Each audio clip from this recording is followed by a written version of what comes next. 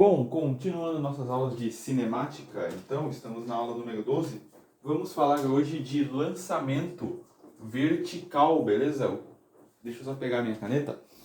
E como nós vamos estudar e entender lançamentos verticais? Bom, nós vimos na aula passada, né, lançamento, ou melhor, queda livre, né? Então, quando eu solto um objeto, como ele se comporta, quais são as equações que nós podemos definir. E agora nós vamos ver quando nós jogamos um objeto verticalmente para cima ou jogamos um objeto verticalmente para baixo. Como nós podemos definir algumas equações, né? E que interpretações a gente pode ter. Bom, vamos então pensar no seguinte. Eu vou ter aqui, né? Por exemplo, vou desenhar um solo. O chão pode ser um chão, e vou lançar um objeto de massa m verticalmente para cima, com uma velocidade inicial v0. Esse objeto vai atingir uma altura máxima.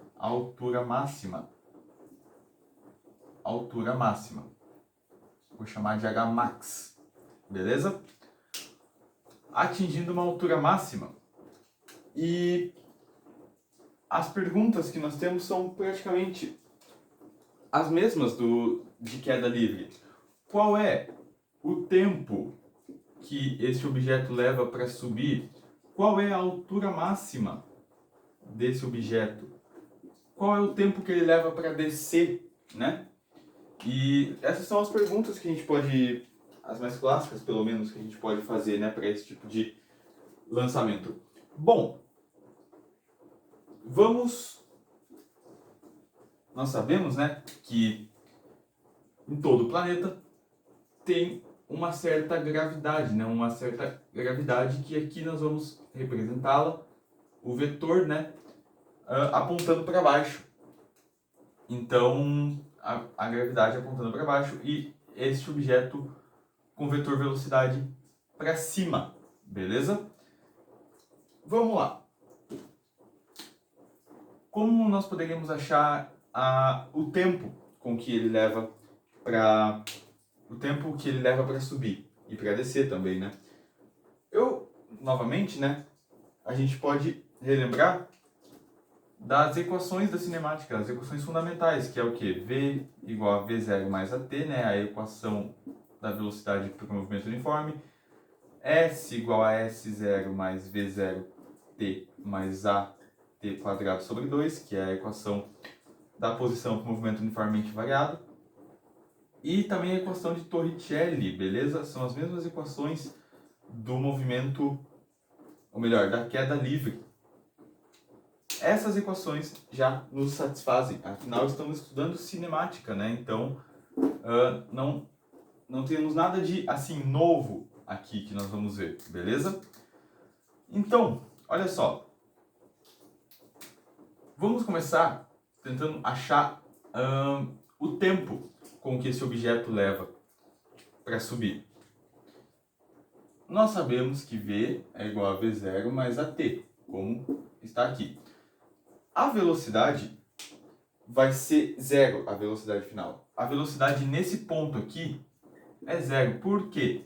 Quando eu jogo um objeto para cima, por mais que não pareça, ele, né, rapidamente assim, né, a olho nu, ele está subindo, chega numa altura máxima, num certo ponto, que ele para e começa a descer. Então, até porque se ele estava subindo, para ele começar a descer, ele tem que parar de subir. Para ele parar um certo movimento e começar outro movimento, a velocidade dele tem que ser zero, né? Então, está subindo, aí ele para, fica com uma velocidade zero num certo instante e ele retorna para baixo, né? A descer.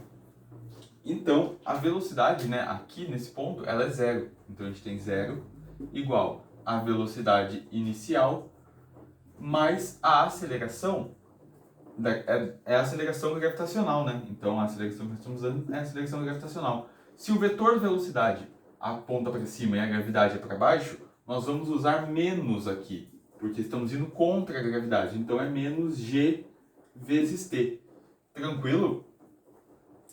Vou passar isso daqui para o outro lado, então eu vou ter menos GT igual a V0, beleza? E o tempo... Opa! E o tempo, ou melhor, a gente vai ter menos V0, passando V0 para cá, igual a menos GT. E dividindo, né, isso aqui, uma divisão, vai ficar um número negativo por um número negativo, vai dar um número positivo. Então, o tempo que leva para subir é V0 sobre G, beleza? Esse é o tempo de subida. Vou colocar um S aqui, tempo de subida, beleza? E como eu faço para calcular o tempo de descida?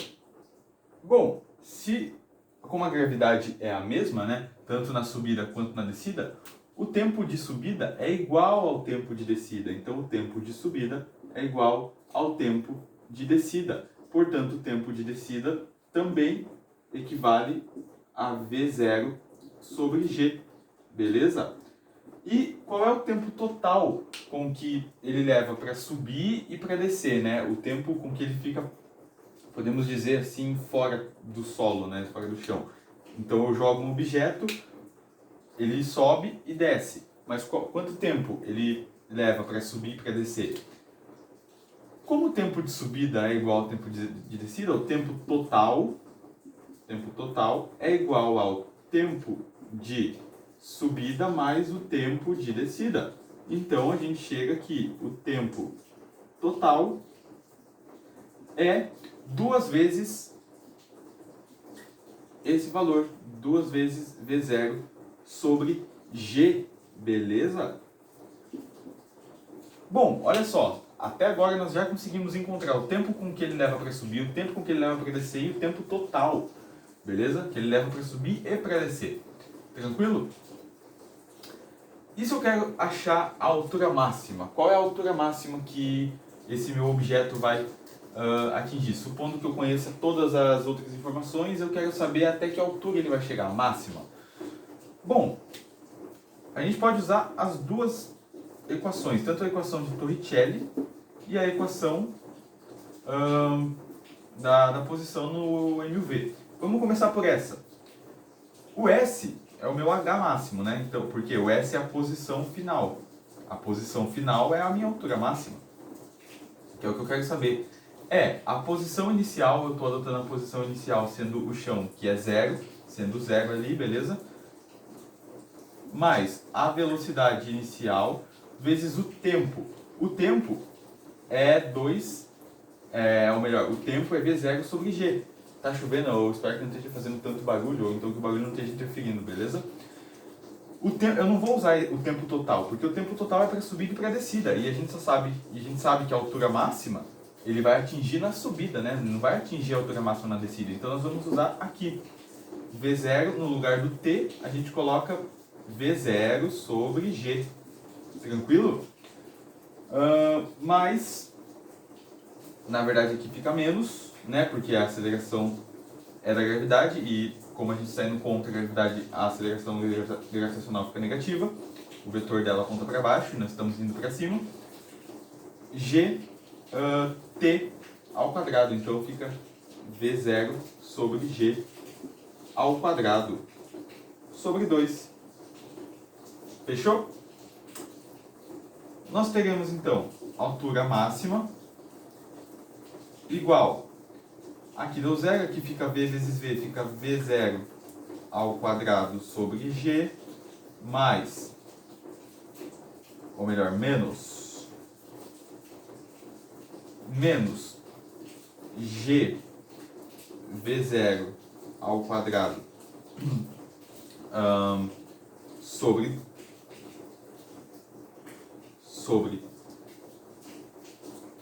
2G quadrado.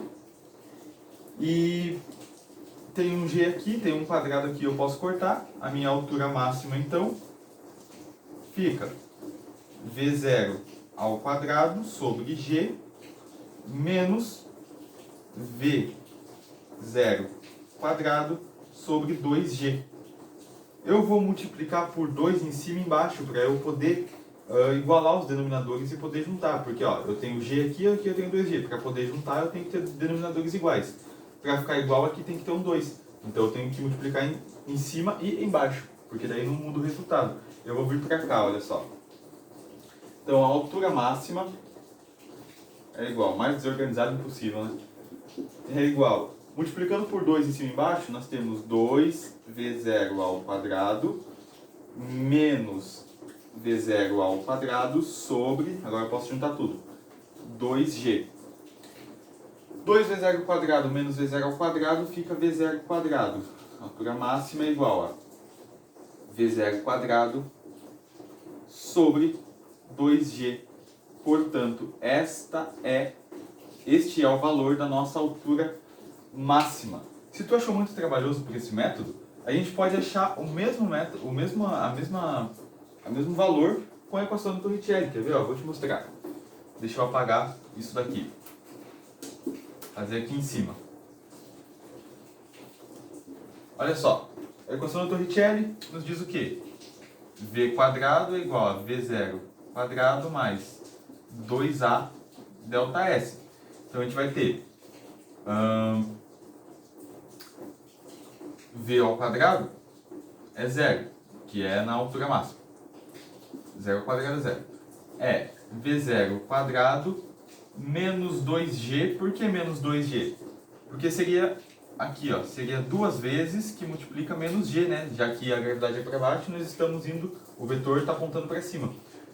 Então 2G, 2 vezes menos G fica menos 2G.